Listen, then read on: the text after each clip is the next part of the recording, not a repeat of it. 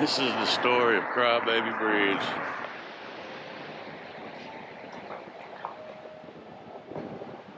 Alright guys, got a little different one for you this time. I'm Brian. Candace. Mason. We all the black whales will be deuce fishing. We're gonna explore a little haunted bridge over here and do a little history around where we live today. Y'all come along, let's check it out. Peace.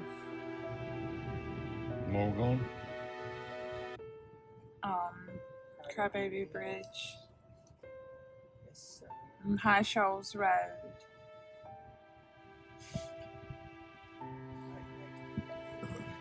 It's a pretty interesting bridge right here. I, for one, remember coming across this bridge when I was little, and my sisters be like, oh, you know, telling the stories about the girl throwing her baby off the bridge and coming out here, and here she is.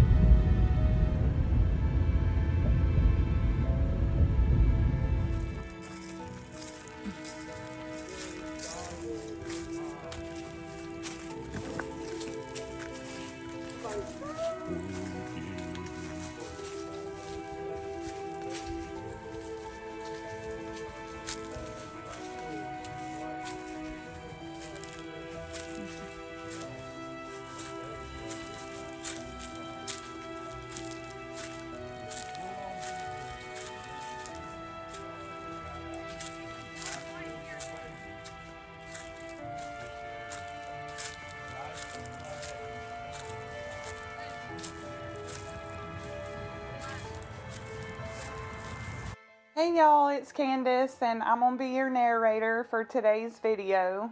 Now I know there's many crybaby bridges across the United States, but today we're going to dive into the histories and mysteries of our local crybaby bridge.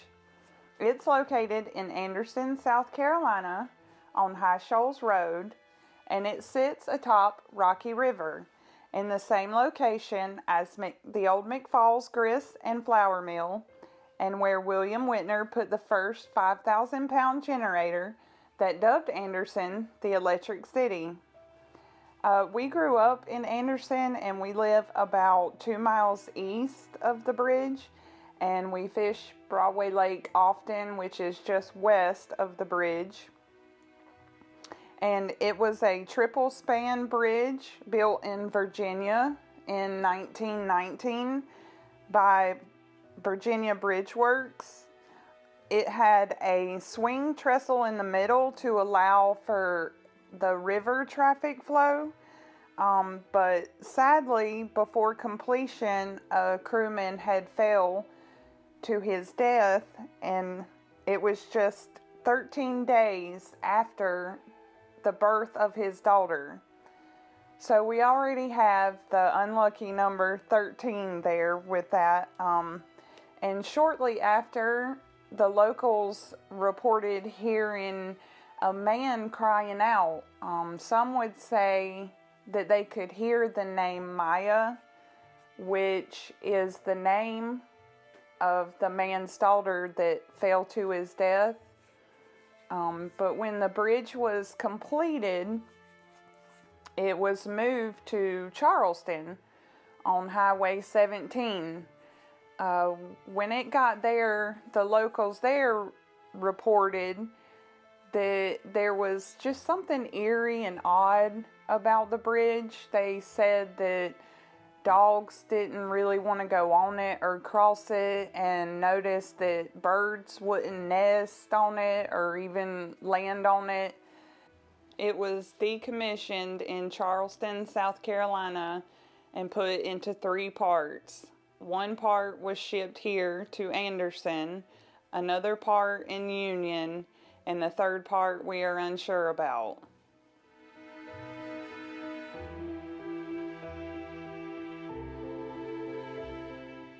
The Anderson Bridge opened in 1952.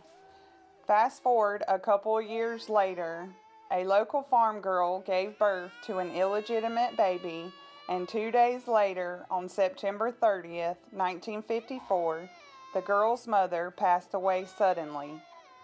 Leaving the new mother alone with a crying baby and depleting funds, just 1 month later, on October 30th of 1954, under a crescent moon, the farm girl made the tragic decision to toss her baby into the river.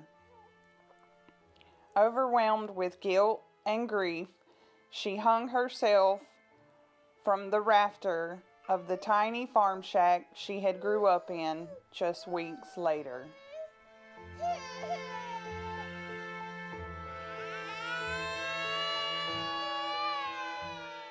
The following October, there was reports from passerbys hearing a baby crying that would eerily carry through the woods. The people that stopped claimed seeing an apparition of a woman wearing a white dress floating around mumbling about a baby and peering intensely into the river below.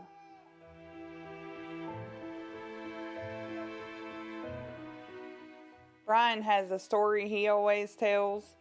Even though he was 7 when the bridge was decommissioned, on trips home from his aunt's house from Belton to Star, they always crossed that bridge, and his 3 older sisters would tell the legend you just heard and begin the story of what you had to do to see the ghost. And it went like this.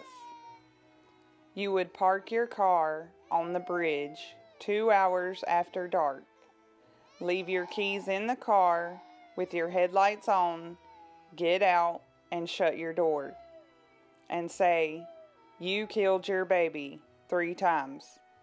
And your headlights would flash and the doors would lock with the keys inside, and then you would see the ghost of Crybaby Bridge. And Brian says at the end of this video, he'll tell you what the ghost would say.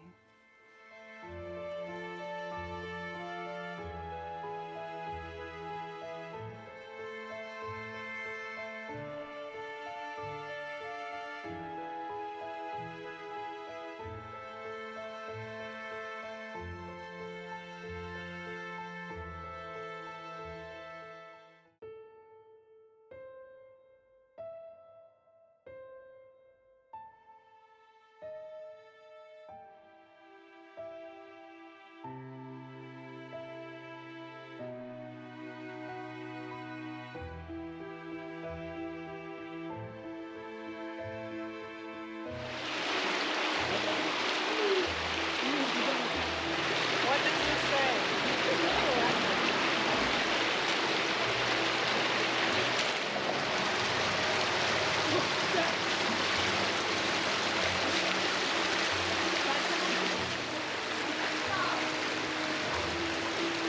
1921.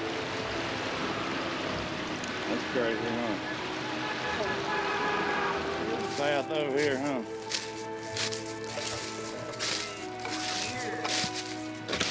What?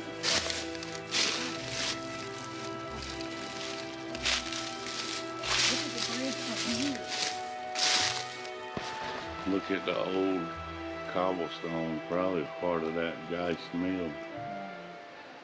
In the 1920s, the old water mill was a popular recreation spot. It operated 6 days a week, and the gigantic river rocks were big enough for picnics. The owner of the mill, Mr. W.L. Brissy, added a small zoo and pavilion and made it a big attraction.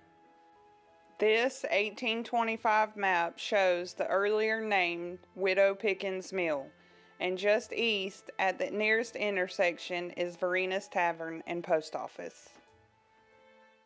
Verena's was a local school, church, and tavern.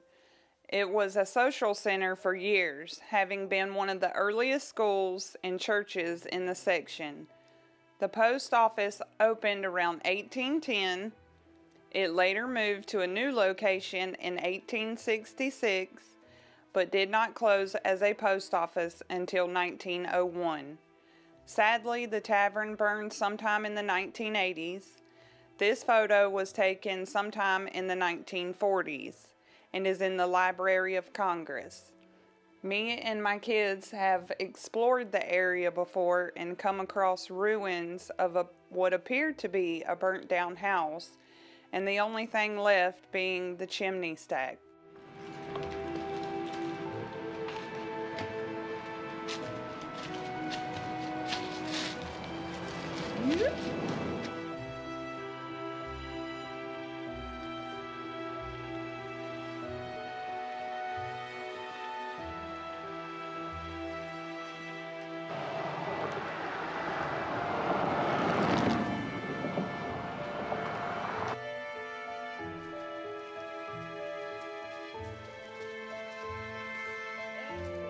Hope y'all enjoyed this little change of pace.